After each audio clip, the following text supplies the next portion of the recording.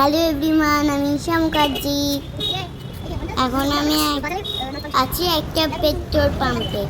কিছু একটা করছে বাবা এখানে। আমরা এখন যাচ্ছি শ্রীরামপুর শ্মশানকালীর মন্দিরে। তাই ভাবলাম চলো তোমাদেরও দেখাই। আমরা বেরিয়েছি সন্ধ্যাবেলা। আমার বাড়ির কাছে, বেশি দূর যেতে হবে না। আবার মা আর আমি যাচ্ছি। ওই যে আমি সামনে বসে আছি, দেখো আমার হেলমেটটা দেখা যাচ্ছে। আর একটুখানি কাছাকাছি এসে গেছি। এই গলিটা একটু অন্ধকার, এখানে শ্মশান আছে, তো গঙ্গাও আছে ওর পাশে, ওই জন্য অন্ধকার।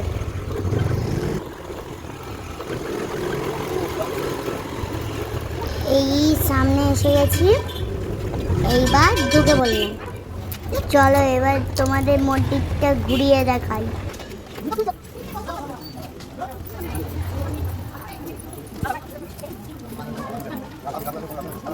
বাবা এখান থেকে ধূপবাতি কিনলো, আরো সব আছে, ফুল মালা, জবা ফুল, আকন্দ, অপরাজিতার মালা, তো কিছু বাবা নেয়। ওই যে শুধু ধূপবাতি দেখালো, আমিও দুটো দেখালাম। চলো এবার মায়ের দর্শন করাই। ভেতরে ধূপবাতি জ্বালতে দেয় না, তাই বাইরে থেকেই দেখিয়ে এলাম। এই দেখো শ্মশানকালী মা। সারা বছর ছবি থাকে, বছরে একবার যখন পুজো হয় তখন এই যে মালা দেওয়া রয়েছে ওইখানে ঠাকুর বসানো হয়, তখন প্রচুর ভিড় হয়। আমি আসতে পারবো না, ভিড়ে আমার ভালো লাগে না। এবার একটুখানি প্রসাদ দিল আমাকে, ভুজিয়া। এর পাশে আবার আরো মন্দির আছে, দাঁড়াও দেখাই। এটা উগ্রতারা মা। বাবা এখানেও ধূপবাতি দেখায়। আমিও বাবার সাথে একটু দেখালাম। ভেতরে এই পাশে দেখবে, চলো দেখো কত শিব ঠাকুর। এখানেও আমি ঘটা বাজি কটা শিব ঠাকুর দেখালাম, গুনতে থাকবো। শিব ঠাকুর দেখালাম, গুনতে থাকো। আরেকটা মা, এটা হচ্ছে আরধ্য বই মা। এটা মনে হয় দুর্গা মা।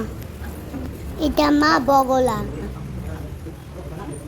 আরেকটা শিব ঠাকুর দেখো, কি হরি খেলা হয়েছে, আবির লাগিয়েছে, গণেশ লাগিয়েছে পায়ে, গণেশকেও আবির লাগিয়েছে পায়ে। তোমরা ভয় পাবে না তো, এটা কাল ভৈরব। আমি তো হ্যাঁ, এই দেখো কত শিব ঠাকুর দেখছো, কত শিব ঠাকুর দেখো, শুধুই দেখতে থাকো। এইখানে রাম, সীতা, লক্ষ্মণজি, হনুমানজি আছে। তা হলো মা ছিন্নমস্তা।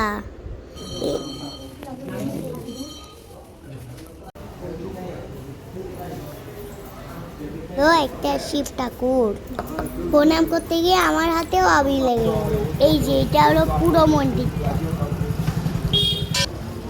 এখন আছি শ্রীরামপুর শ্মশানকালী মায়ের মন্দিরে। আমাদের মন্দির ঘোরা হয়ে গেল, এবার আমরা বাড়ি চলে যাচ্ছি। যেমন এসেছিলাম সেই রাস্তা দিয়ে, ওই রাস্তা দিয়েই যাচ্ছি।